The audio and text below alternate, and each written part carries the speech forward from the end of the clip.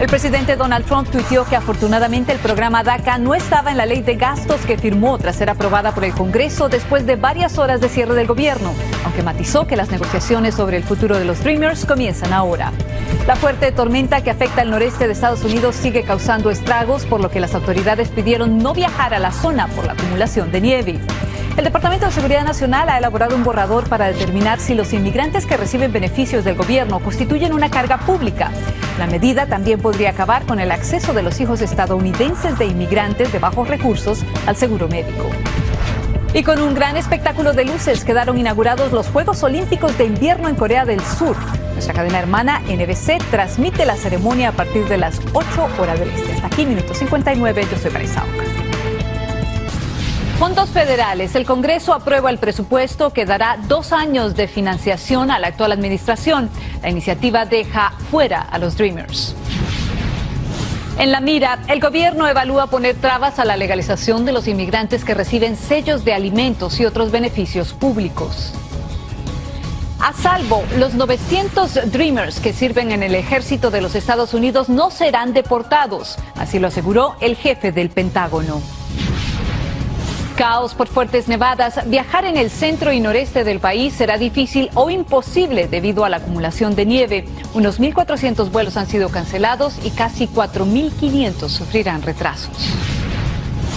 Capturados 2 importantes miembros de ISIS. Los terroristas formaron parte del grupo que secuestraba y torturaba y asesinaba a occidentales en Siria y eran apodados los Beatles por su marcado acento británico. Un acuerdo que dotará con fondos a la administración federal fue alcanzado hoy, evitando así el cierre parcial del gobierno.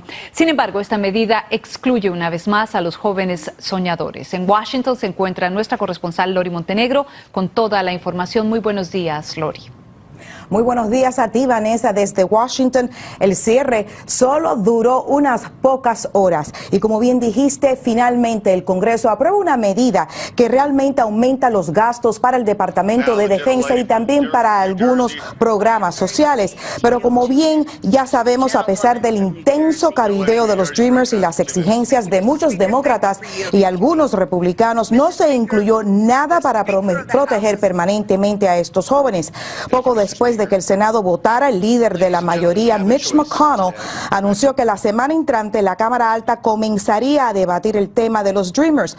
Pero la pregunta ahí es cuál de las medidas es la que sería el punto de partida. Hasta el momento ninguno de los planes, incluyendo el de la Casa Blanca, que beneficiaría a 1.8 millones de soñadores a cambio del muro y reducir la inmigración legal, tendrían los votos suficientes para ser aprobados. Vanessa, eso quiere decir que para estos jóvenes su futuro continúa en limbo, aunque ellos aún pueden seguir renovando su DACA, pero eso podría quedar fuera si es que la Corte Suprema, por ejemplo, decide de que el programa no es constitucional. Regreso contigo. Muchas gracias, Lori. Vamos a estar al pendiente de esta noticia en desarrollo. El gobierno está considerando negarle la residencia a aquellos inmigrantes que reciben beneficios públicos, como son los cupones de alimentos. Se trata de una serie de reglas que el Departamento de Seguridad Nacional ha propuesto para determinar si los inmigrantes podrían implicar una carga pública al utilizar ciertos beneficios financiados por los contribuyentes. Y aunque la nueva normativa todavía es un borrador, los expertos aconsejan tener precaución. Que si están considerando empezar un trámite para la residencia y están o van a pedir asistencia pública, mejor esperar a ver qué ocurre con este borrador y si va a ser algo oficial, porque sí podría ser un limitante y un factor que podría usar un oficial de inmigración.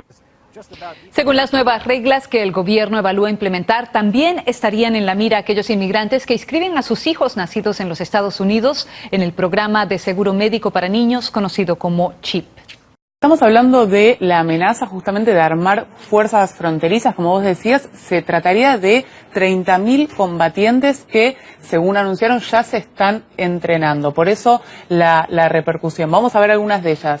Aquí decía Erdogan, nuestro objetivo es destruir este ejército terrorista antes de que aparezca. Así muy dura su reacción, justamente refiriéndose a esto de que ya están entrenando. Dijo que la idea es purgar el terror, que su idea es purgar el terror y que esta ofensiva en contra de esta guardia fronteriza podría salir ya en cualquier momento. Así que en un gran pico de tensión. Pero vamos a repasar otras tensiones, principalmente de otras reacciones de principalmente los países que justamente son garantes del alto al fuego en Siria. Está jugando con fuego, legaliza a los terroristas, decían, ya lo repasamos. Rusia dice no quiere preservar la integridad territorial de Siria. Estamos hablando de la coalición internacional liderada por Estados Unidos.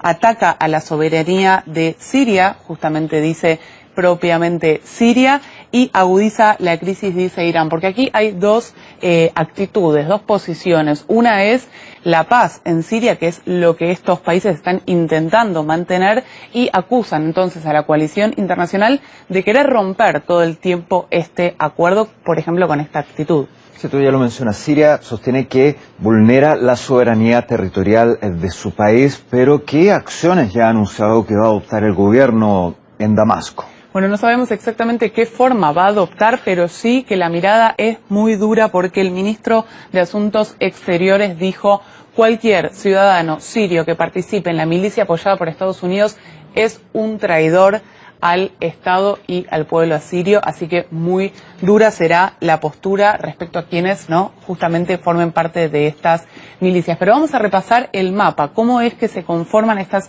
supuestas guardias fronterizas, porque sería entonces con el límite con Turquía, como decíamos, también iría por aquí y por el valle de Éufrates. Esta es la zona que controlan las fuerzas democráticas sirias, y justamente por este cruce aquí, esta división, es que se hace el hincapié en que no se está respetando la soberanía del país, ¿no? Justamente en esto hacen el hincapié. Pero hay una noticia más que circuló a través de unos informes de la oposición a un medio, que sería, aquí lo vemos, fuerzas kurdas en Siria reciben misiles tierra-aire de Estados Unidos como parte de un acuerdo secreto. Esto ya sería un aporte concreto, ¿no? Concretamente este aporte a las fuerzas kurdas que se están formando. Así que queda así planteada entonces la tensión entre Estados Unidos y Turquía, bueno, y la OTAN, que, como os decía, se reúne y tendrá que abarcar esta cuestión.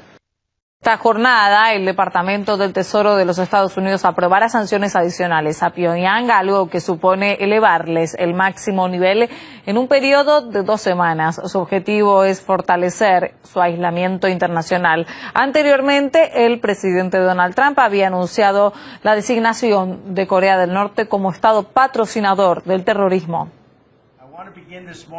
En la lista negra de los Estados Unidos están actualmente Irán, Siria y Sudán. Corea del Norte fue incluida en dicho listado en 1988, donde permaneció hasta el 2008. Luego de conocerse la noticia, el secretario de Estado norteamericano, Rex Tillerson, aseguró que Washington aún mantiene vivas las esperanzas de que las presiones económicas y diplomáticas puedan forzar al gobierno de Kim Jong-un en negociar un desarme nuclear. El jurista David Romero Díaz admite que antes de denunciar el apoyo del terrorismo internacional por parte de Pyongyang, Estados Unidos debería disponer de pruebas contundentes al respecto.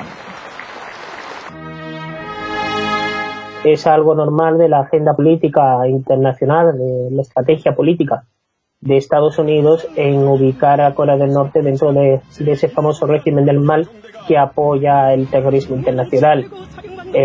Lo que debería hacer Donald Trump es intentar poner sobre la mesa las pruebas con las que fundamenta esas acusaciones para que las otras naciones vean si es cierto o no es cierto que colabora con el terrorismo internacional Corea del Norte, o bien refutarlas.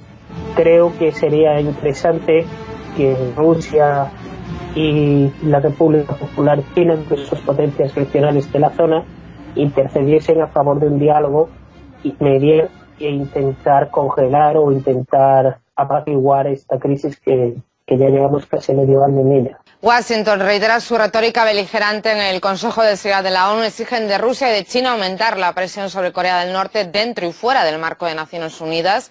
Y es que la actitud de Estados Unidos ante este y otros conflictos genera preocupación entre los líderes mundiales por la seguridad internacional.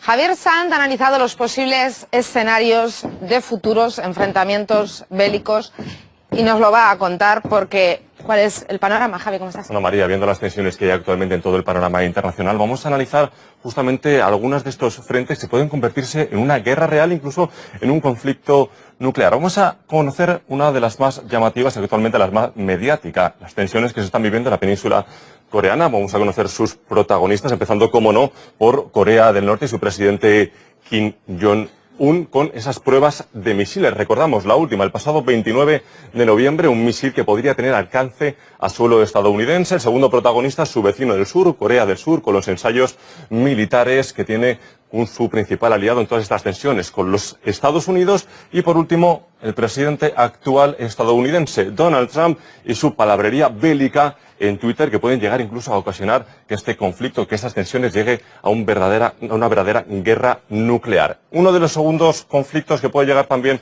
a ser una guerra real sería las tensiones que se están viviendo actualmente entre Rusia y los Estados Unidos. Y fíjate, María, porque en el 2006 los Estados Unidos ya venían anticipando todo ello con este manual de guerra de la nueva generación rusa. Un manual de prácticamente 70 páginas en el que los Estados Unidos se preparaban para afrontar este posible conflicto con Rusia. Y no solo es ello, porque desde el Pentágono estadounidense afirman lo que vamos a ver por este diario digital de Washington Free Beacon, que dice: Rusia está incrementando agresivamente su potencial nuclear. María.